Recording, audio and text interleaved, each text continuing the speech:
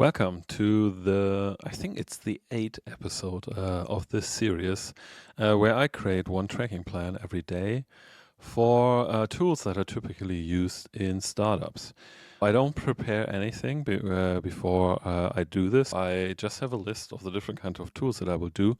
And to be honest, today in the morning, I even had to look up what I will do today. Today we are doing Miro. It was an interesting case because I wrote a book about analytics implementation and mostly about really tracking design. And Miro is my go-to example in the book.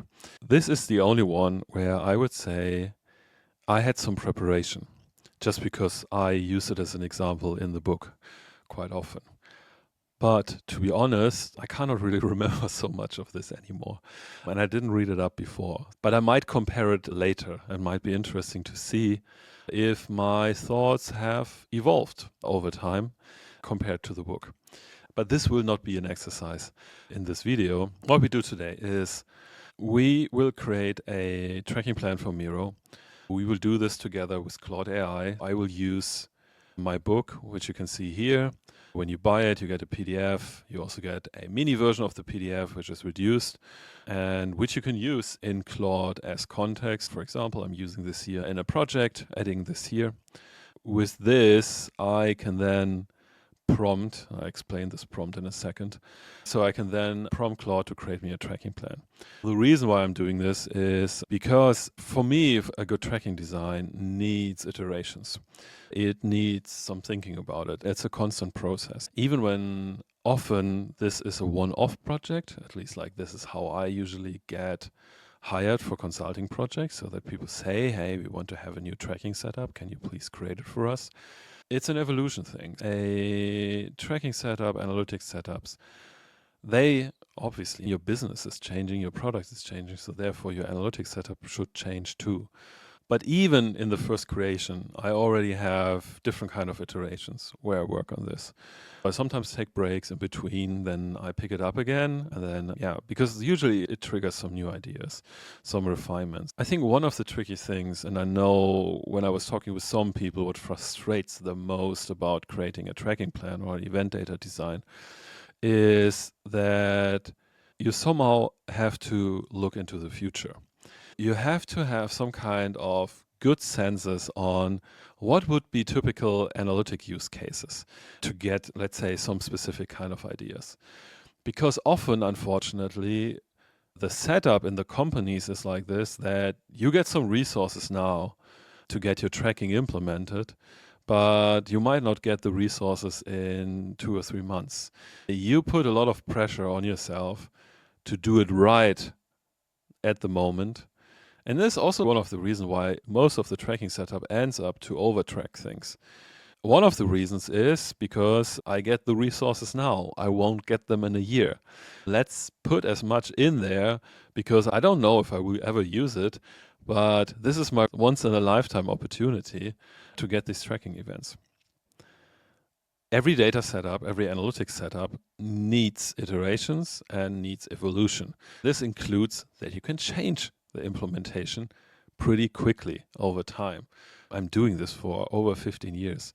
If you would ask me, can you please write down all the different use case for this kind of product? I think I would come up with more than you might come up just because I'm doing this for quite some time. But I never had a setup where when I was starting to work with the data, I did not immediately get an idea with, oh, this would be an interesting property. I would love to break it down by that. Why didn't I think of it? Yeah, because it's natural. These things come when you work with it. It's not the core topic of this video, but therefore keep in mind when you start to work with analytics, make everyone aware that this is an evolution project. This is not a one-off thing. And so if the company is not capable that they can give you resources to align the things over time, then analytics for some reason doesn't really work. Or you have to really find some radical approaches. Maybe this is another video that I should do at one point of time. What you should do if you just get very bare limited development resources. And so what are possibilities you have in this kind of scenario? But it's not for today. For Miro, let's assume, okay, we have plenty of resources. And I know the product analytics tool at Miro is quite extensive. They do really amazing work. I had the chance to talk to at least one person there. Yeah, so they won't have the problem. Okay, so what did I do? This is not magic prompting or so on. So this is just like me here in all this part here. This is just me describing. And so I recorded it. I didn't even wrote it. I just added the transcript here. Just me describing how I see the different kind of use cases within Miro. And this is the same thing that I would recommend for you when you start out to create a tracking plan. Write down all the different kind of use cases that you see in your product. And I'm focusing here on use cases. You will see this when I explain the tracking plan. Creating a good tracking plan or good event data design is about which kind of abstraction level do I pick? Most of the tracking plans that I know are too granular. They're focusing on clicks and not on use cases. The important thing is you have to focus on use cases. And so this is what I do here. I'm just describing what you can do as a user in Miro. You can create a board, invite other people to this board, share it, add assets, you can work together there. And I just describe what you actually can do in the product. In the last part, I'm putting my focus on what Miro is doing to set them apart from all the other different kind of whiteboard tools. I add the product strategy. In Miro's case, they are basically going for this innovation workspace. They say the board can become your central place of work for everything. In the end, they take their existing product.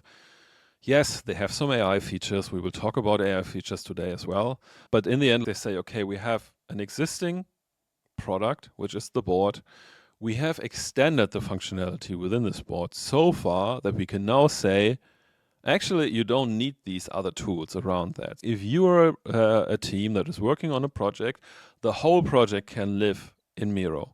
You don't have to do your tasks in these tools. You don't have to do your writing in these tools. So you can all bring it into Miro.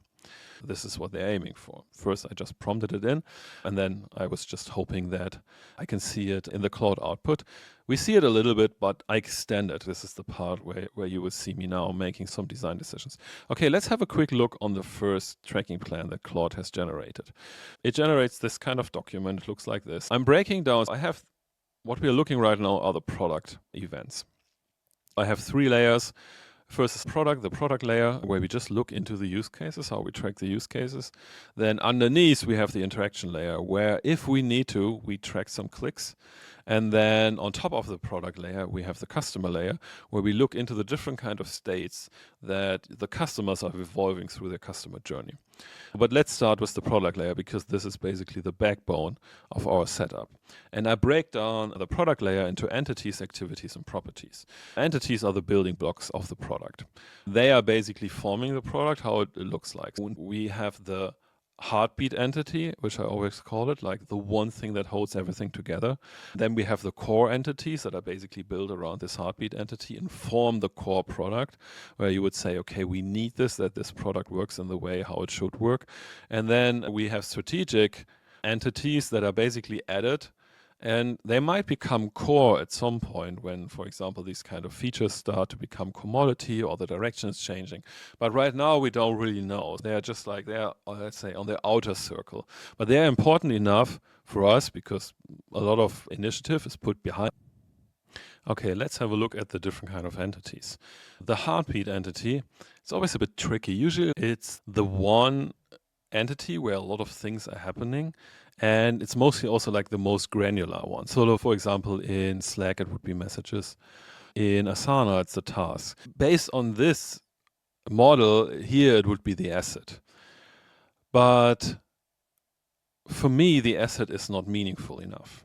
I take the same approach I did with Canva, where I said the design is the heartbeat entity. And so here in Miro, I would say the board is the heartbeat entity.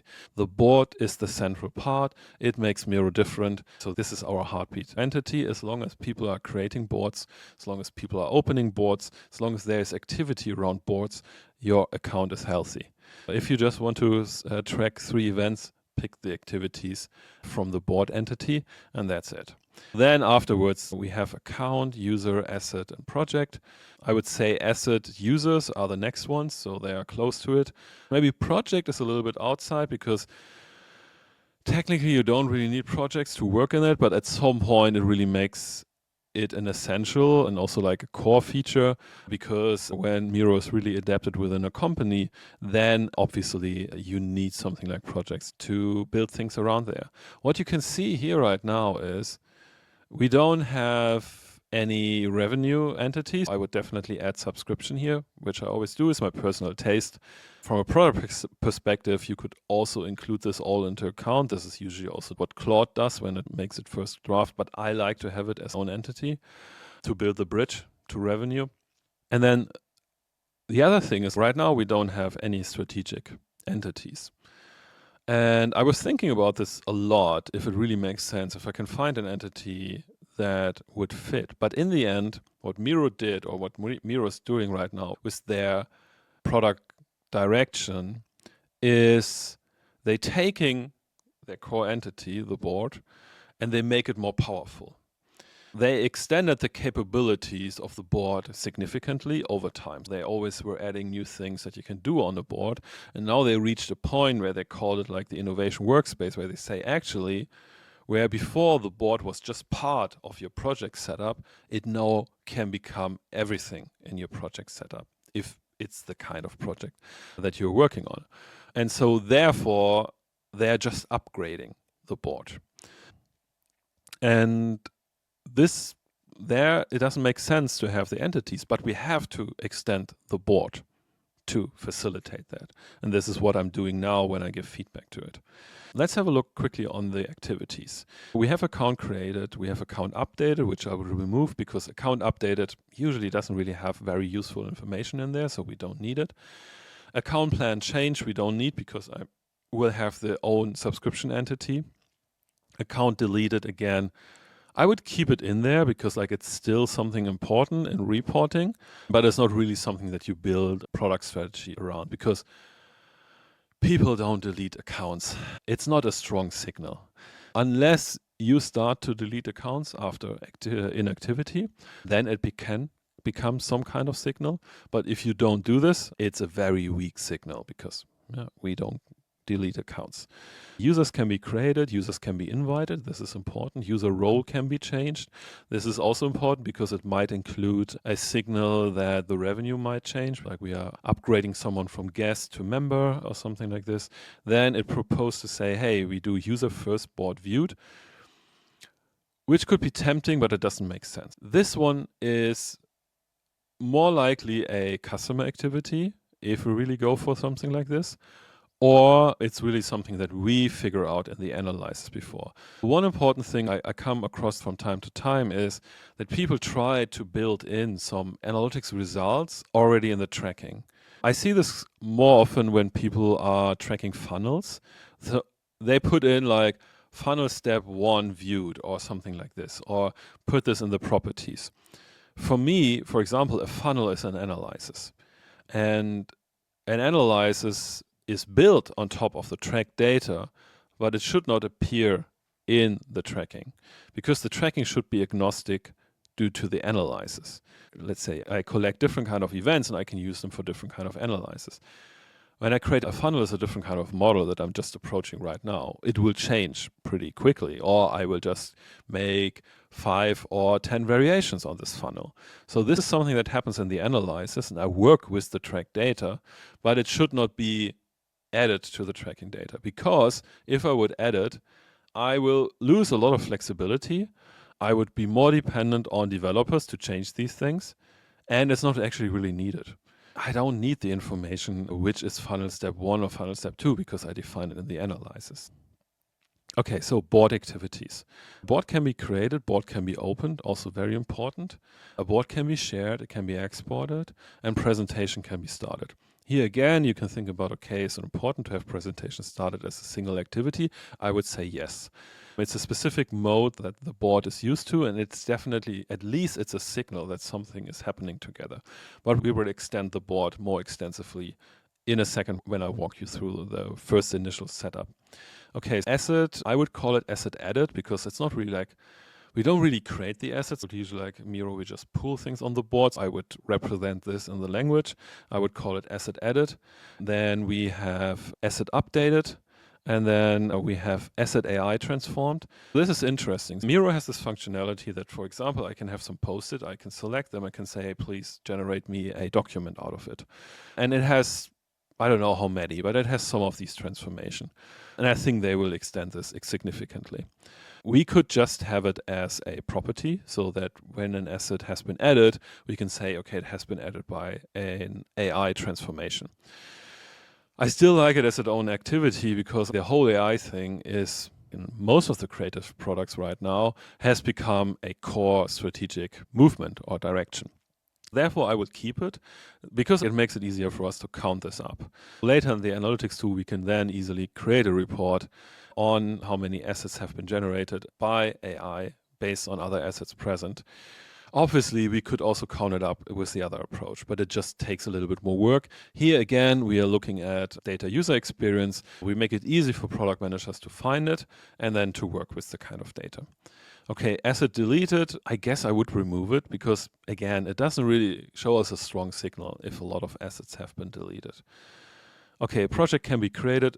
Project updated is not relevant for us, so we just keep it with project created.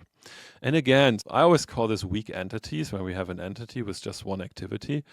But still, project signals to us that a account is maturing, so that people are starting to organize things. They also might have different people in different kind of projects, but it's a question mark entity and question mark activity. So you really have to see in the analysis if you really actually work with that. Okay, so now we have the different kind of properties. I won't go into full detail, so you can check out the different properties. There's a Miro board linked under the video, so you can check out the Miro board. There you can find all the different kind of properties. Because I want to talk a little bit more about how do we add this strategic direction into this so that it's now this innovation workspace, which is not easy because innovation workspace means is, okay, the team is now moving a lot or more work into one place. We have no insights about where they had the work before. So we cannot, for example, say, hey, oh, it looks like they don't do the tasks in Asana anymore. We don't see that. What we have to do is we have to find proxies for that. One proxy, obviously, is that when asset is created, and let's have a look quickly on the properties, we have asset type can be important because like here, when we find the right kind of types, we can identify specific types that give us a signal that the team has moved on from just adding post-its to a board. For example, if they start to write on documents, if they have some, let's say you can create click dummies in Miro, enhanced asset types. We could also have a property asset type enhanced to have it true or not. We can use these kind of properties to give us indication if this is an advanced board. Or put it like this, if the board has transitioned, maybe this is the better idea. If the board, the normal board, simple, boring whiteboard, has transitioned into an innovation workspace. And so this could be something that, let's say we have 5 assets added that we classify as classic innovation assets or collaboration assets. Maybe we could call it like this, asset is collaboration. And so we can use the properties for that. Another thing what I would add is when it becomes an innovation workspace, people will most likely spend more time in it. What I would add is like a board viewed heartbeat event. When I have a product where we want to have people spending a lot of time in this product, is what you often have when you have a streaming platform, for example. You want to have people sticking around for a long time. I really like the heartbeat event because the heartbeat event is better than any view metric in your analytics platform. Heartbeat events means every 10 seconds we send, or 20 seconds or 30 seconds, however you want to sequence it. We send an event, here in this case board viewed, and then with the property we have board heartbeat in seconds, and there we add the 10. And so by sending this kind of event, it makes it super easy for me to later analyze how much time actually a team has spent on a board, how much time also users spend within Miro. And this gives me a metric where I can easily see if this is increasing. Let's take the assumption, we say, okay, a board becomes an innovation workspace. This should incline that people spend more time on this board.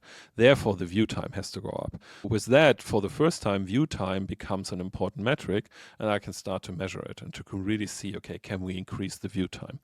This is one thing. Another thing that I would add is also as a property. So as you can see here, we're just extending properties, and we add one new activity. Another property that I would add would be that, for example, with board viewed, or also like with board shared, board open, I would add the property contributors to really see how many people have contributed to this board. This can give me an indication if this is a high collaboration board or if it's just more like a single idea generation board.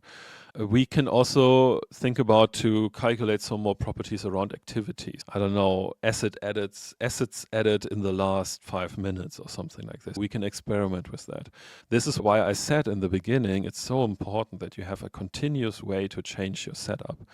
Because if we really want to measure how a board becomes an innovation workspace, we need to experiment with different kind of approaches. You experiment in product, you experiment in marketing, you also have to experiment in analytics.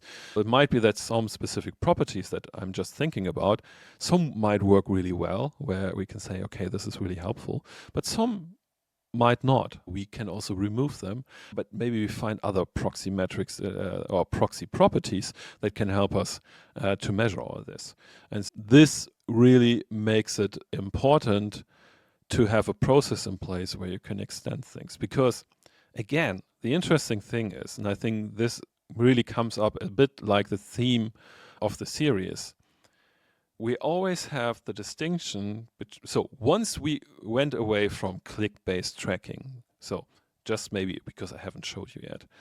So click-based tracking. So we have here element clicked. This is how we make sure that we have the clicks.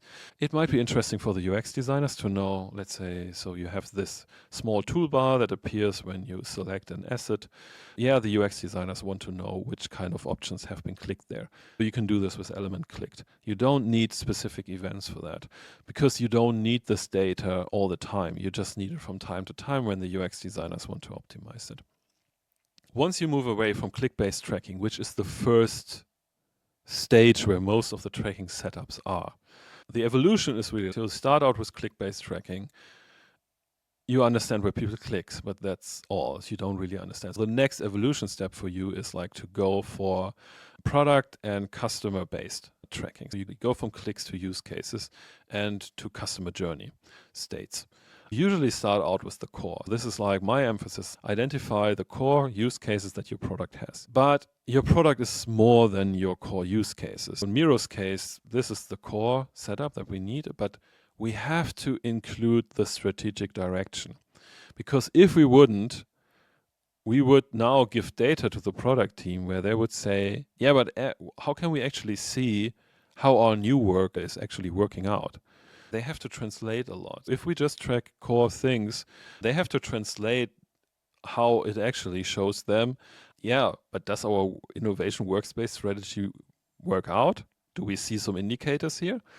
And with what I just explained now is we make it easier for them to translate. We create proxy properties, we create some proxy metrics that can help us. We develop this together with product, but with these new metrics, we can then help the product team to easily see if their strategy is paying off.